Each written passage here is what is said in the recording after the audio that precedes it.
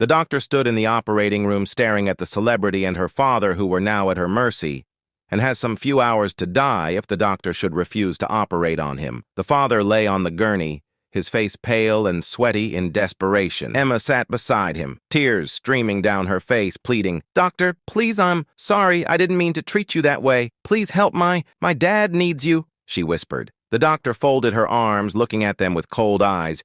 "You humiliated me and made me almost miss my flight. You refused to give me my seat, and your sick father raised his hand to slap me. What exactly am I forgiving here?" Emma lowered her eyes. "Ashamed, I know I did wrong, I was proud and unfair. But please, I have learned my lesson. My father doesn't deserve to die because of my actions. Please, doctor, just this time, please." The father coughed weakly, his voice barely audible.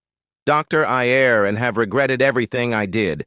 Please save my life. I want to make amends before it's too late." The doctor closed her eyes for a moment, then opened them with a resolute look. "I went through years of hard schooling to take an oath to save lives, no matter who they are. I follow that oath today, not for you, but for the sacredness of human life."